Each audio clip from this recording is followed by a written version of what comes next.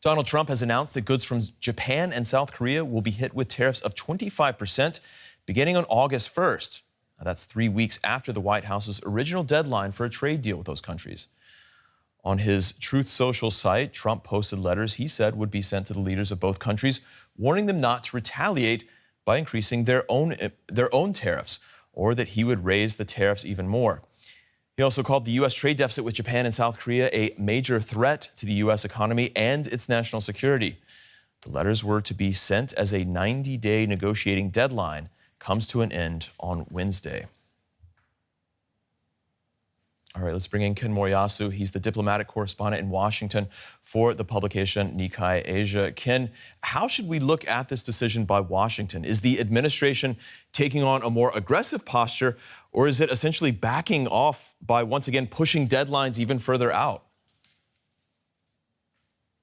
Well, yeah, the pushing back of the deadline is it shows the fear that Trump and his team have of causing market disruption. But when it comes to the actual negotiations, I think Japan was very surprised that there was very little leeway for negotiations. The Trump administration was very steadfast on its demands. Japan was the first country to engage in the negotiations in late April.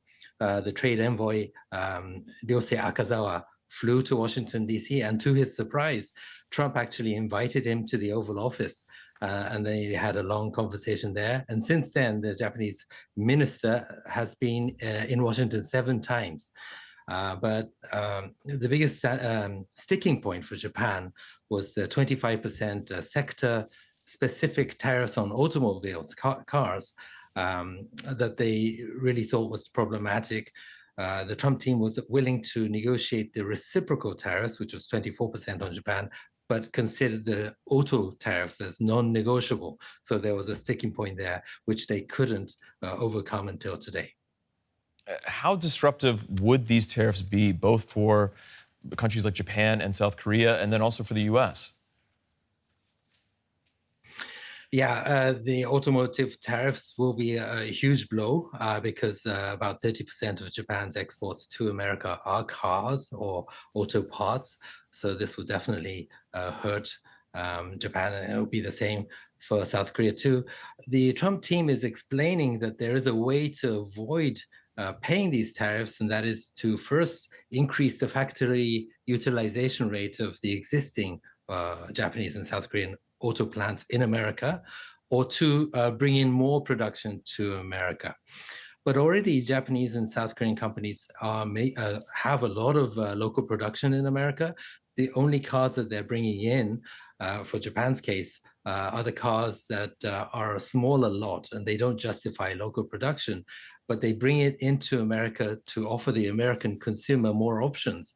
What is going to happen is that these will not be able to come, so the American consumer will have less options, and they will only be able to buy the Camrys and Corollas, the mass-producing cars that are locally built.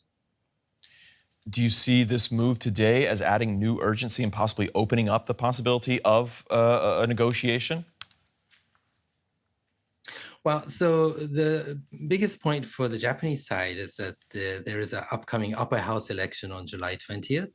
And until then, it was very difficult for Prime Minister Ishiba to make major concessions on buying American rice, for instance, because the agricultural vote is very important for the ruling Liberal Democratic Party, the LDP. Perhaps after the July 20th election, until the August 1st election, there could be some concessions on agriculture. But it is very difficult to bring down the trade deficit immediately. But just to take a step back, in the bigger picture, I think this kind of shows that Japan had always thought that its geography is critical for America, and that in countering China, that Japan is absolutely critical. But it kind of shows that Trump doesn't see China as an immediate national security threat, and he is willing to separate trade and national security.